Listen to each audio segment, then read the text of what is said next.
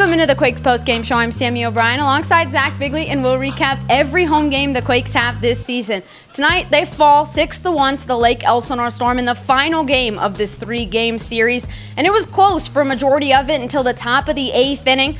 Quakes pitching gave up a 3-run home run that kind of put it out of reach, but the whole game it was kind of out of reach because Jerry Keel, the opposing pitcher for the Storm, was dealing the entire night. A 1-run complete game, Zach. He was phenomenal on the hill. He really was. It was his first complete game of his career, a career high in pitches as well over 100. And overall, this was the kind of Jerry Keel we expected to see. He was good in his first outing, gave up a 3-run home run to Ibandel Isabel just 6 days ago down in Lake Elsinore, and then got hit around a little bit in the 8th inning, but he made it all the way to the 8th and was really strong his last time out against the Quakes. But here in this one, he was really strong. The 1 run he gave up, a home run by Quincy Lattimore in the 2nd inning. Other than that, besides an Omar Estevez single, the Quakes couldn't touch him at all. So really impressive performance. He was able to work the fastball and curveball combination really well, locate the fastball extremely well also, even though it was just about 91 miles an hour at best here tonight.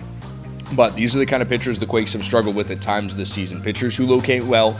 Still, the Quakes still take 2 out of 3 in this series, and a lot of positives to look at in this series, even though they lose tonight.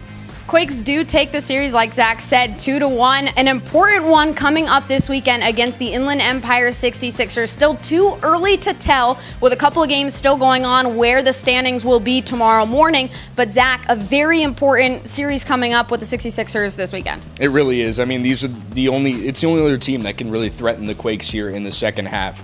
Really far back, though, as you look at it. Inland Empire, 7 games back entering today. The Quakes are the loss tonight, and currently as we're filming this, the game's still going on between Inland Empire and Lancaster, so we don't really know. But ultimately, what this game means and what this series means coming up tomorrow and extended over the weekend is that it's a chance for the Quakes to clinch. It looks like right now they need to win 2 out of 3 in order to clinch if Lancaster is able to hold on for the victory. But this is one of those series where you're, saying, this is where you need to win these games, because Inland Empire is a team that's been a playoff team here in the second half. They have played like a playoff team, but they had a really tough stretch going forward. So not only are the Quakes trying to win to eliminate Inland Empire, but also to separate themselves a little bit from Lancaster, who is all of a sudden just 1 game back of the Quakes entering today and now tied at first place with the Quakes after a loss and a win for them over Inland Empire possibly as it goes on now. So we'll see what happens going forward. The Quakes will play Lancaster in a 3-game set starting next Tuesday at Lancaster, so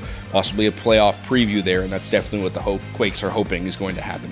It's going to be an interesting time down the stretch. The Quakes will play host to those 66ers this weekend, a 3-game series. This is all kicking off tomorrow. Quakes also get the 14th Dodger rehabber they've had this year in Brandon McCarthy. He'll be starting on the hill for the Quakes tomorrow, 7:05 start time. We hope to see you out here for the Quakes postgame show here tonight. Quakes fall 6-1 to the Storm. I'm Sammy O'Brien alongside Zach Bigley, and we'll see you guys here tomorrow.